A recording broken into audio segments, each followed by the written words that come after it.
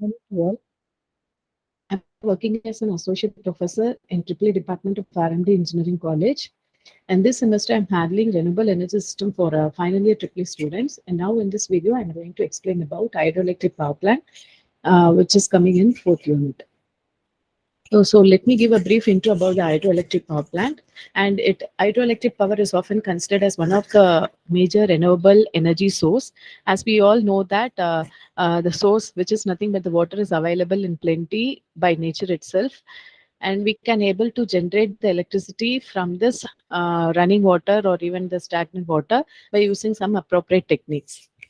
So, application side, it provides the best source of power, and even in interconnected, if it is it can be used in interconnected system, either with the steam power plant where it has to play a vital role in supplying the base load, and while the peak load is supplied by the steam power plant. So in the interconnected system operating with steam power plant, the hydroelectric power plant is meant for supplying the base load, whereas the peak load is going to supplied by the steam power plant. So when the stream flow is more than the maximum flow demand, then the base load is supplied by the steam power plant, while the peak load is supplied by the hydropower plant. So depending upon the stream flow, we can either consider this hydroelectric power plant need to supply the base load or the peak load.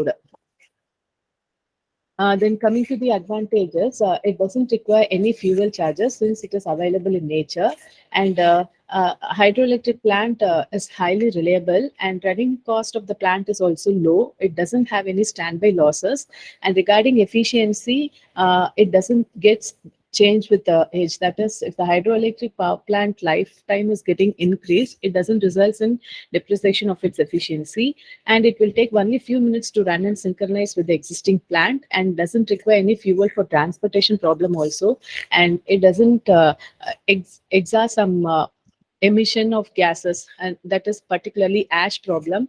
And in addition to the power generation, and these plants are also used for flood control and irrigation purposes also.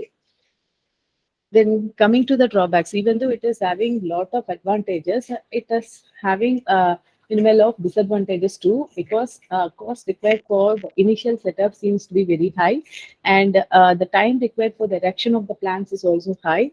And moreover, these plants cannot be just like that located in any area. It will be best suitable to locate the hydroelectric power plant near the hilly areas, which is very far away from the load center.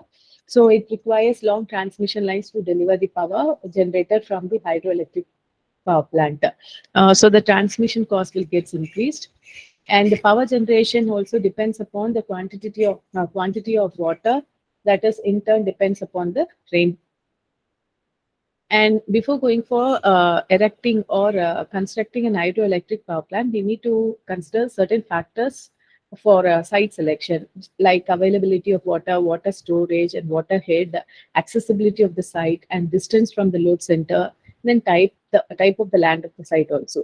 And we have some of the essential features, or in terms, you can say that elements which are required for constructing the hydroelectric power plant, or the catchment area, reservoir, dam, spillways, conduits, surge tanks, prime movers, draft tubes, power house, and equipment. So with the help of these components, anyone can able to construct a hydroelectric power plant, which in turn generates an electric power. So now coming to the catchment area, so this is the area which is behind the dam, where the water is finding draining into the stream. Then reservoir. So reservoir is meant for used to store the water, and it may be an artificial one or the natural one. If it is an artificial one, then by means of constructing the dam or the pondage, we can store the water, and by natural means, the water will be getting stored in the lakes. Then coming to the dam, it is a barrier which is used to rise water for the storage, or it will get diverted to create an hydraulic head also. And in dams itself, there exist different types like fill dams, masonry dams, and timber dams. And we need to select a proper dam depending upon the application area. So based on the nature of foundation, we need to select a sound rock formation in foundation. Any type of dam can be constructed. Nature of valley also, like narrow valley or rocky bed valley or wide valley, weak foundation. So these are the factors to be considered before going for the selection of the types of dam. Then comes a surge tank. So a surge tank is nothing but a small reservoir which is meant for storing the water, which in turn rises the level of the water to reduce the pressure swings, right? So when the water falls, then this has been done to reduce the pressure swing so that they are not transmitted in full to the closed circuit. So it will reduce the distance between the free water surface and the turbine, thereby reducing the watermark effect, which is nothing but the change in the pressure rapidly above or below the normal pressure caused by the sudden changes in the rate of flow of water. And it also meant for supplying the tank to the turbine in case of increased load condition and storage tank in case of low load conditions. And this is how the surge tank will be there. From the reservoir, dam will be there, and the reservoir level is maintained like this. The help of the tunnel, the water is then taken to the surge tank, and through the penstock, it is reaching the powerhouse. And then prime movers, whatever may be the source we are using for generating the electricity, definitely there comes the prime movers, which are nothing but the turbines. Already we discussed a lot regarding the types of turbines like impulse turbines, reaction turbine and all. So here impulse turbines means the pressure energy of the water is utilized. So the pressure energy of the water is utilized and it is getting converted to the kinetic energy when that water is flowing through the nozzle of the turbines and forms a velocity of high head. Reaction turbines means here the water pressure combined with the velocity works on the runners. The runners are nothing but the bucket shaped structures provided on the outer surface of your reaction turbines. And when the water pressure combined with the velocity works on the runner, a power is developed from the combined action of this pressure and velocity, and that completely fill the runner and the water passage. So we have different types of hydroelectric power plant based on different factors like high head power plant, medium head power plant, and low head power plant, which depends on the availability of the water head. And like base load plants and peak load plants, based on the nature of the load, it has to be supplied. And also like runoff river plant with pondage, runoff river plant without pondage, storage type plants, pumped storage plants, mini and micro idle plants based on the quantity of water available. So now coming to the high head power plant, this is categorized based on the head level. In case of high head, it will be between 100 meter to 2000 meter. And in such case, water is getting stored in the lake over the mountain. So during the high rainy season or whenever the slope gets melted down, so water should be available throughout the year in the reservoir. So in case of this high head power plant, Pelton wheel turbine is used to generate the mechanical energy, which in turn drives the generator to come out with the electricity. And then regarding medium head plants, here the head height will be between 30 to 100 meter. And such type of power plants utilizes Francis turbine to generate the mechanical energy. And here, along with the penstock and all, 4-bay is provided at the beginning of the penstock, which is acting as a reservoir. So water is carried in the open canal from the main reservoir to the 4-bay, and then it has been transmitted to the powerhouse through the penstock.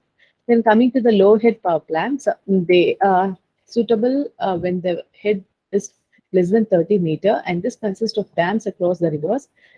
Vertical shaft Francis or Teflon turbine is well suitable for generating the mechanical energy in case of such power plants. According to the nature of the load, it will be getting deflected as base load plants and peak load plants. Base load plants means they cater to the base load of the system, which needs to supply the constant power when connected to the grid. Peak load plants means these are the plants which supply the average load, but also sometimes it will supply the peak load also. Other peak load plants are required to work only during the peak load powers. According to the quantity of water, the classification is made like runoff river plants with pondage, without pondage, and storage type plant. So pumped storage plants means these plants are mainly constructed where the quantity of water required is inadequate. So water passing through this turbine is stored in the tail race pond, and during the low load periods, the water is pumped back to the reservoir, which can be used during the peak load plants, right? So in whenever there is an inadequate quantity of water available, this pumped storage plants plays a vital role. It is usually getting connected with the steam or the diesel power plants. So